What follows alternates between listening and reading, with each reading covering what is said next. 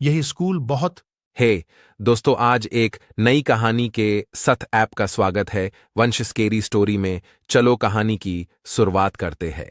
एक भूतिया स्कूल की कहानी। 5 साल पहले की बात है। एक छोटे से गांव में एक पुराना स्कूल था। इस स्कूल का नाम शांति विद्या मंदिर था। यह स्कूल बहुत पुराना और टूटा फूटा था।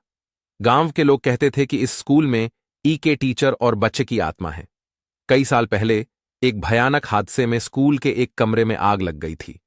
उस आग में एक बच्चा और एक टीचर की मौत हो गई थी। तब से यह स्कूल में हॉरर पैरानॉर्मल होती ऐसा माना जाता था। गांव में एक लड़का था जिसका नाम राहुल था।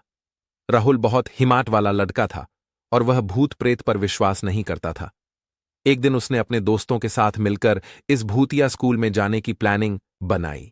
उसके दोस्त मयंक, सुनील और राम थे। चारों दोस्तों ने रात के समय स्कूल में जाने का डिसाइड किया। रात का समय था, चांदनी रात थी, लेकिन आसमान में बादल छा रहे थे। चारों दोस्त अपने अपने घरों से चुपचाप निकले और स्कूल की ओर चल पड़े। स्कूल की इमारत काले चलते हुए स्कूल के अंदरूनी हिस्से में पहुंचे। हर तरफ सन्नाटा था। अचानक उन्हें एक कमरे से किसी के रोने की आवाज सुनाई दी। वे सब डर गए, लेकिन राहुल ने हिम्मत जुटाई और बोला, यह कोई मजाक कर रहा होगा, चलो देखते हैं। वे आवाज की दिशा में बढ़े। जैसे ही उन्होंने कमरे का दरवाजा खोला, वहां उन्हें एक सफेद साड़ी पहने औरत दिखी। वह औरत रो रही थी और उसका चेहरा ढका हुआ था। चारों दोस्त बहुत डर गए और दरवाजे को तेजी से बंद कर दिया। राहुल ने कहा, यह सब हमारी इमेजिनेशन है, हमें डरना नहीं चाहिए, चलो बाहर चलते हैं। जैसे ही वे बाहर जाने लगे, उन्होंने सुना कि कोई उनके पीछे पीछे चल रहा है। वे सभी तेजी से दौड़ने लगे, लेकिन रास्ता भूल गए और एक अंधेरे कमरे में जा पहुंचे। उस कमरे में घना अंधेरा था और अचानक से दरवाजा बंद हो गया। चारों दोस्त कमरे में एक ठंडी हवा चलने लगी और उन्होंने देखा कि एक सफेद रोशनी उनके चारों ओर घूम रही है। राहुल ने हिम्मत जुटाकर पूछा, कौन हो तुम? हमें यहां से जाने दो। तभी उस रोशनी से आवाज आई, मैं उस बच्चे की आत्मा हूं जो यहां आग में मारा गया था। मुझे इस स्कूल से बाहर निकलने का रास्ता नहीं मिल रहा है।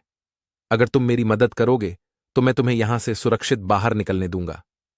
राहुल मान गया और पूछा, तुम्हें क्या चाहिए? आत्मा ने कहा, मुझे बस स्कूल की घंटी बजाने दो। जब घंटी बजेगी, मेरी आत्मा को शांति मिलेगी और मैं इस जगह से मुक्त हो जाऊंगा। राहुल और उसके दोस्तों ने सोचा कि यह सही तरीका हो सकता है। उन्होंने कमरे से बाहर निकलने की कोशिश की और किसी तरह से दरवाजा खोल लिया। चारों दोस्त स्कूल की घंटी की ओर भागे।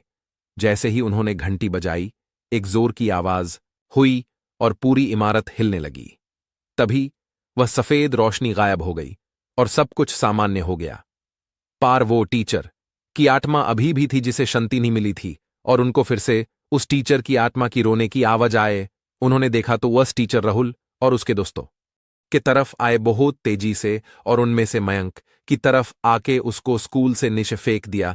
ये देख के रम डर गया और वो बाकी 3 दोस्त भाग के स्कूल के गेट से भरा आए, पर रम बाहर नहीं आया। फिर उस दिन के बड़ रम को कुछ नहीं पता और दोनों ने देखा तो सुबह हो चुकी थी और वे सुरक्षित बाहर आ गए। पार उनके दोस्त नहीं बच पाए। मयंक की डेथ बॉडी स्कूल के बिल्डिंग के नीचे मिली। पर रम का कुछ पीता नहीं चला खा गया भी गया था। वो बैड में पुलिस और गांव वालों ने उनको पूछा, उन्होंने सब बताया, पर कोई विश्वास नहीं कर रहा। उस स्कूल में भूतिया घटना हो ही रही थी। फिर वो स्कूल में लोगों ने जाना और आसपास भटकना बंद कर दिया, और राहुल और हिम्मत के चक्कर में उसके 2 दोस्तों की मौत हो गए। ये थी आज की खानाई। कैसे लगी कमेंट में बताए, और ऐसे ही खाने के लिए चैनल को सब्सक्राइब कर। नेक्स्ट वीडियो में मिलते हैं।